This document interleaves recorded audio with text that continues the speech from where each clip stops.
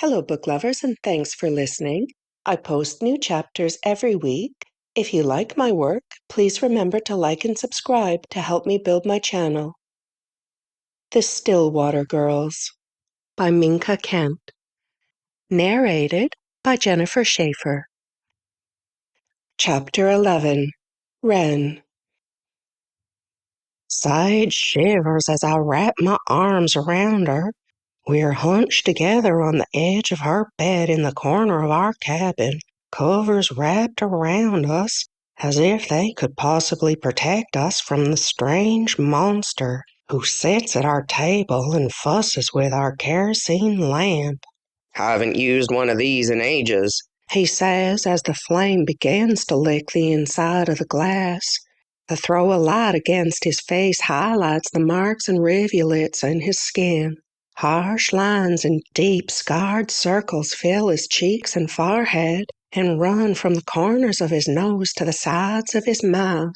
Mama told me once disease was rampant across our nation. She said people were always getting sick and dying, spreading horrible, incurable diseases to one another. I wonder if this man was sick once, or if he still is. Shrugging out of his heavy jacket, he doesn't take his eyes off of us once. Feels good in here. Warm. We don't speak, and I don't think Sage has blinked even once. Just the two of you out here? He asks, crossing his legs and resting his booted ankle across his knee. He's a good-sized man, and sitting in our small wooden chairs exaggerates his proportions. Sage trembles, and I squeeze her tight. Seems awful strange to come across two young ladies alone in the middle of the woods, he says, slightly chuckling. Sure no one else lives with you? I don't answer. You two got names? He asks, peeling his hat off his head. His hair is dark and matted, like it hasn't been washed for a while, and he rakes his thick fingers through it, which only serves to make it worse. How old are you? We continue in our silent standstill. He's a stranger, an intruder. We owe him nothing, and we don't have to answer his questions. Leaning to the side, the man reaches his back pocket, pulling something out and setting it on the table with a hard clunk. It's black and shiny with a barrel, like our rifle. It must be a smaller type of gun. You girls ever seen one of these? He picks it up again, angling it towards us. The black metal shines in the light of the kerosene lamp. My jaw clenches, sending an ache up the side of my face, and my palms dampen against Sage's nightdress.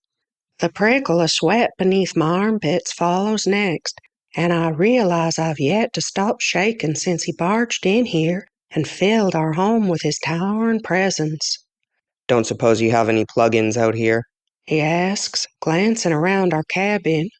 Rising, he makes his way around the room, his heavy boots clumping and shuffling against the wood floor. You guys use electricity? I'm not sure what he's talking about. Whatever it is, I've never heard of it. You've got to be kidding me, the man says when he's done examining our kitchen setup. This is some little house on the prairie shit. I've read the books. The entire series is on our shelf in the corner, but I don't understand what he means or why it's so funny to him. He collapses back into one of the kitchen chairs, and the spindles creak with his weight. I wish the stupid thing would just fall apart beneath him. If we could just disorient him for a moment, maybe we could run out of here.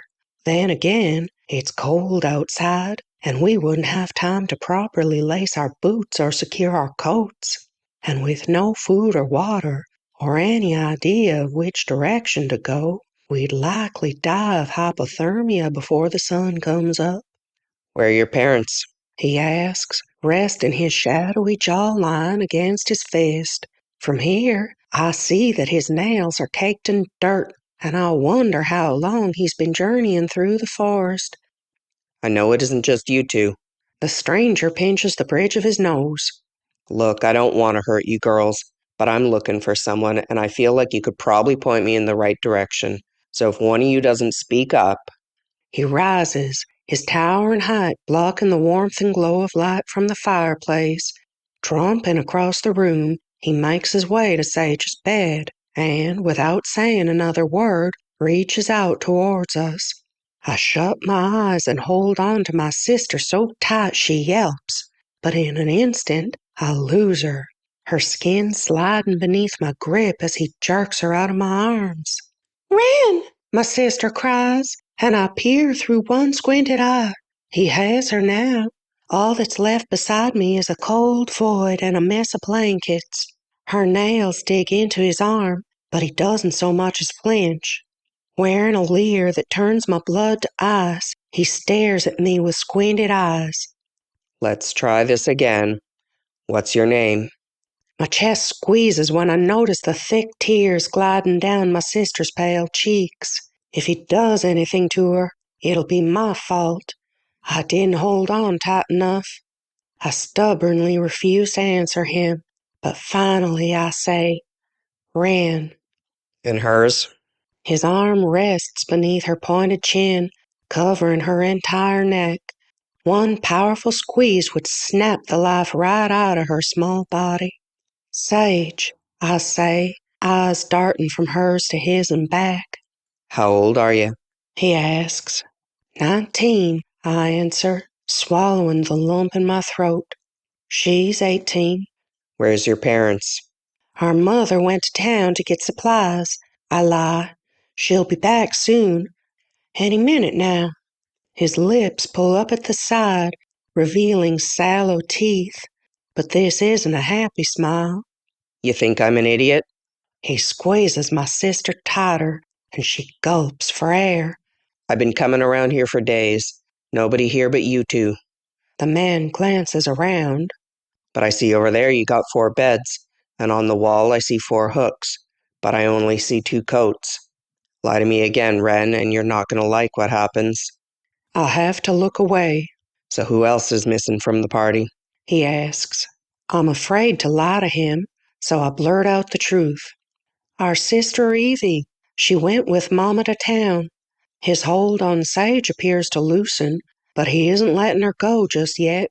His uneven brows rise and he rubs his lips together like he's thinking hard about something. Your mother is Maggie Sharp, he says. Isn't she?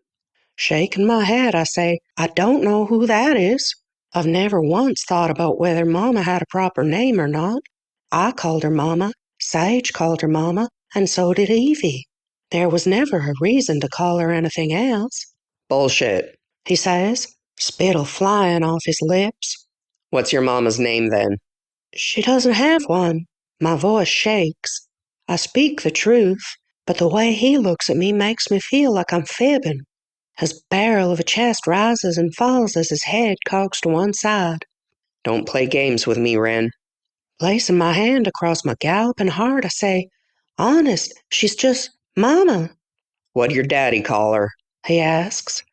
I don't know, I don't remember. How can you not remember?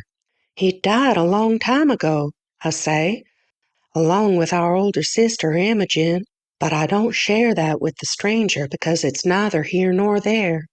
We were young, I don't remember him much, so I don't remember what he called Mama. I don't even know his name, just that the number of times Mama spoke about him and Imogen I could count on one hand. It made her sad talking about the past and how things used to be.